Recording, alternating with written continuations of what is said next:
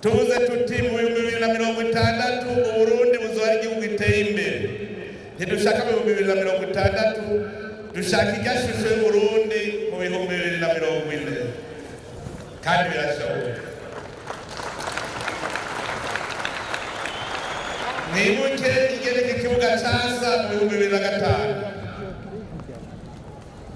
mwibuke igereka ikibuga casa mu 2005, mwibuke igereka ikibuga casa mu 2010, mwibuke muce muraba igerageza uno munsi muca mubibona ko bishoboka. Bishoboka ryari? Turi kumwe twese.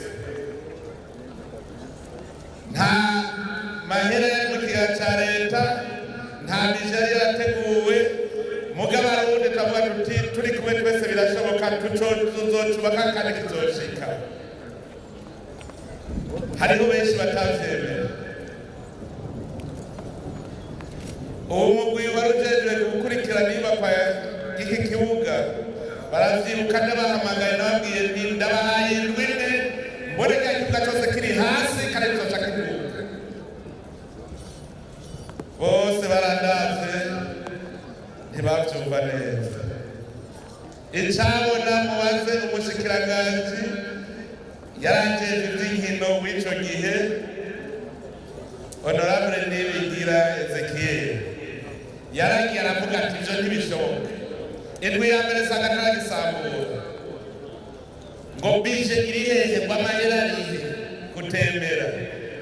Nibijya mwana wabwira ku rugamba urahirwa n'ubusenga iyo senga, usenga iyo senga ndayizi. Imaze kubwira ngo kora tuja ukivi irazi ngene bigenda.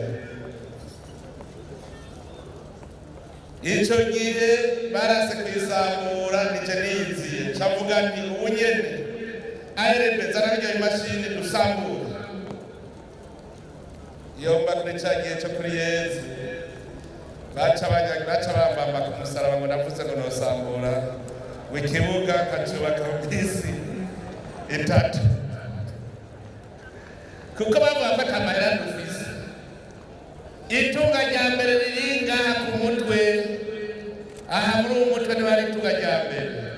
Itunga rya kabiri ni iki gikenye, izi nkome z'Imana yaduhaye. Naraharuye sanga nta na rimwe, nta munsi n'umwe nabonye Imana yaremye amahera. Narondeye mu bitabo vyose vy'ijambo ry'Imana, ibe Korowani, ibe Bibiliya, narabuze umunsi Imana yaremyeko amahera. Mugabo Imana yaremye itunga turarifise. Yaremye riraha kw'isi, natwebwe turitunga. Tugiye hamwe twese rero iryo tunga riba ribonetse, muravyiboneye mwese.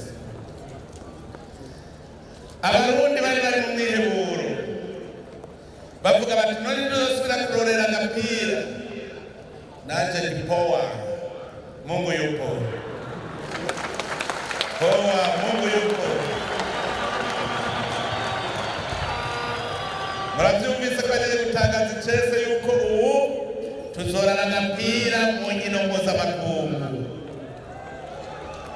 Mwari mu mwiheburo.